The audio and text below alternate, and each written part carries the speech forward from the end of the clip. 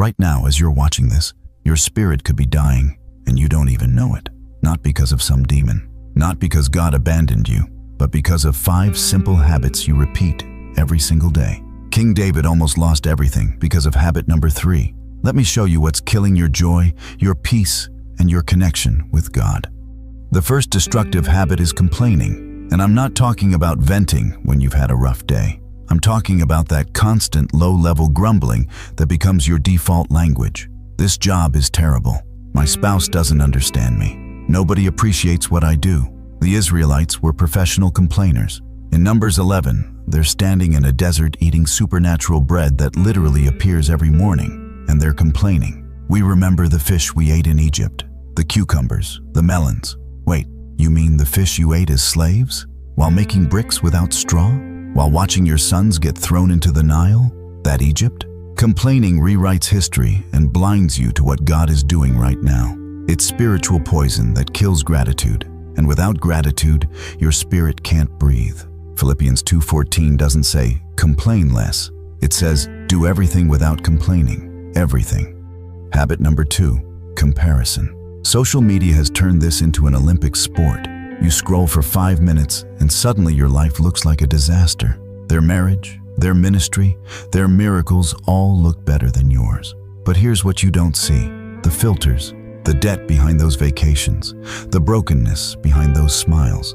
Remember when Rachel saw her sister Leah having children? Genesis 31 says she told Jacob, "Give me children or I'll die." She was so consumed with comparison that she couldn't see the blessing right in front of her. Jacob loved her more than Leah, but comparison made her miserable. When you compare, you're basically telling God His plan for you isn't good enough. The third habit is worry, not concern, not being responsible, but that toxic, obsessive, can't sleep at night worry that plays every worst-case scenario on repeat in your mind. It's exhausting, and it accomplishes absolutely nothing. Jesus asked the ultimate question in Matthew 6:27, "Can any one of you by worrying add a single hour to your life?" The answer is no. Actually, worry probably subtracts hours from your life. It raises your blood pressure, steals your peace, and most importantly, it shows you don't really trust God. Ouch, right? But it's true. Worry is faith in the wrong thing. It's believing more in the problem than in God's ability to handle it. Look at Martha in Luke 10. Jesus is in her house, and she's worried and upset about many things. Meanwhile, her sister Mary is sitting at Jesus' feet. Martha's worry made her miss the moment. How many moments are you missing because you're too busy worrying about tomorrow? Habit number 4, neglecting the basics. You want spiritual power, but you won't pray. You want breakthrough, but you haven't opened your Bible in weeks. You want God to speak, but your life is so noisy, you couldn't hear Him if He shouted. It's like wanting to be fit while eating pizza every day and never exercising, then wondering why nothing changes. In Matthew 26:41, Jesus told His disciples, "Watch and pray so that you will not fall into temptation. The spirit is willing, but the flesh is weak." Even Jesus, who was God in flesh, prayed constantly. He woke up early, found quiet places, spent hours with the Father. If He needed it, what makes us think we don't? The enemy doesn't have to attack you directly if he can just keep you distracted, keep you too busy, too tired, too whatever to spend time with God. Before you know it, your spirit is running on empty. And habit number 5, speaking death instead of life. Your words have power, real power. Proverbs 18:21 says, "The tongue has the power of life and death." Not influence, power. How do you talk about yourself? "I'm so stupid. I always mess everything up. Nothing ever works out for me. I'll probably fail." Congratulations. You just prophesied your own defeat. Your spirit hears everything your mouth says, and it believes it. Look at the 10 spies in Numbers 13. They saw the promised land and said, "We seemed like grasshoppers in our own eyes." Notice that? In our own eyes. The giants didn't call them grasshoppers. They called themselves that. And because of their words, an entire generation died in the wilderness. But Caleb and Joshua spoke differently. Same giants, same situation. But they said, "We can certainly do it." And guess who entered the promised land?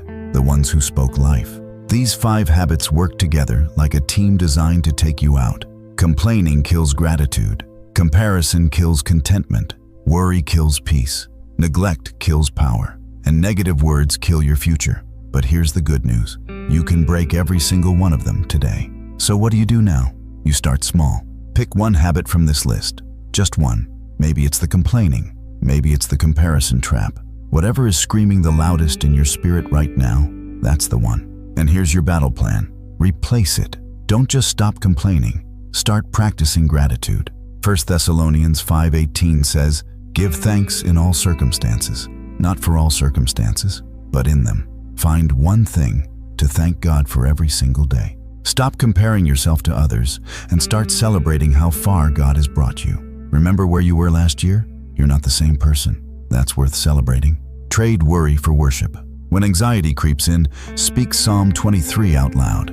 "The Lord is my shepherd, I lack nothing." Let those words replace the fear. Get back to the basics. 10 minutes in prayer. One chapter in the Bible. That's it. Don't try to become a prayer warrior overnight. Just show up consistently. God honors consistency over intensity. And watch your mouth. Start speaking life. Declare what God says about you, not what your feelings say. You are chosen. You are loved. You are equipped. You are not a grasshopper. Your spirit doesn't have to stay defeated. These habits tried to kill it, but greater is He that is in you than he that is in the world. 1 John 4:4 promises you that. You have resurrection power living inside you. The same power that raised Jesus from the dead is available to raise your spirit from whatever's been holding it down. If this video exposed something you needed to hear, drop a comment below and let me know which habit you're breaking first.